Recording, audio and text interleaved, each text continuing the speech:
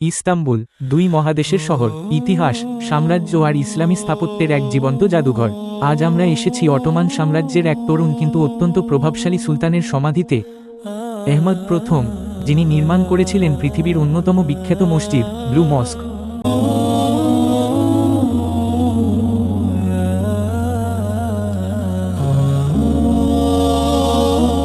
সুলতান আহমেদ প্রথম বা আহমেদ খান ছিলেন অটোমান সাম্রাজ্যের 14তম সুলতান। তিনি মাত্র 14 বছর বয়সে সিংহাসনে বসেন 1603 সালে।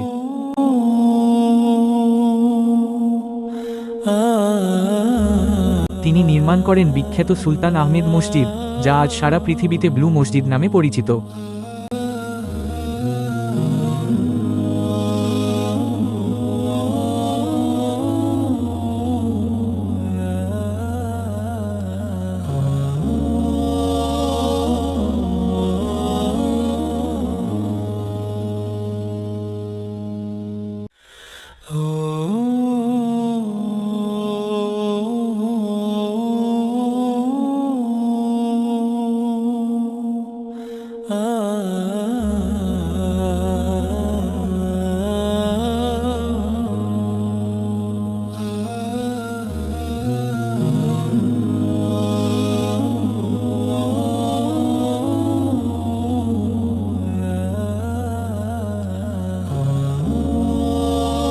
আমি এখন দাঁড়িয়ে আছি সুলতান আহমদ প্রথম টুমের সামনে।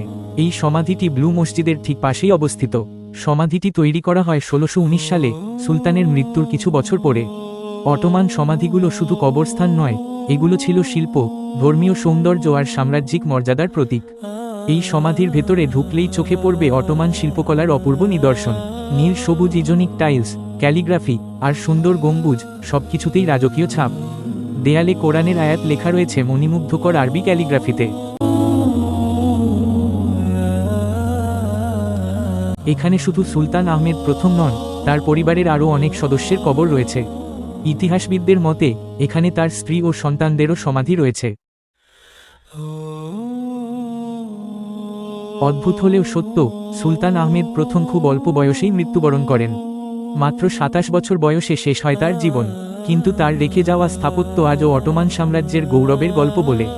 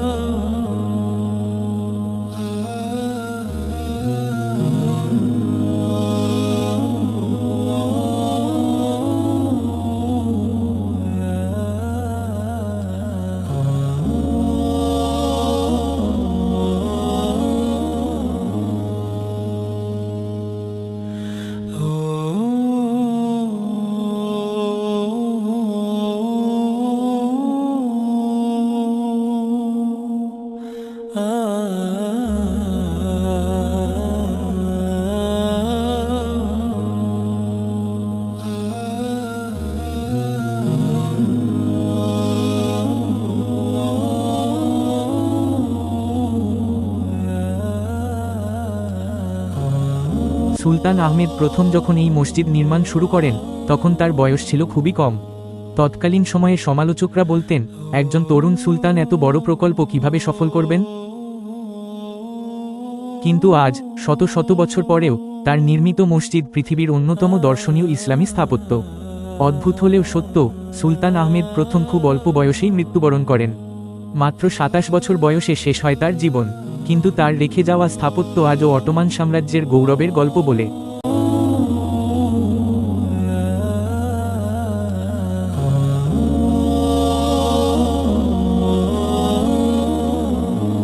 ইস্তাম্বুলের হৃদয়ে দাঁড়িয়ে থাকা এই সমাধি শুধু একজন সুলতানের কবর নয়, এটি অটোমান ইতিহাস, ইসলামী শিল্প আর সময়কে হার মানানো স্থাপত্যের এক জীবন্ত স্মৃতি।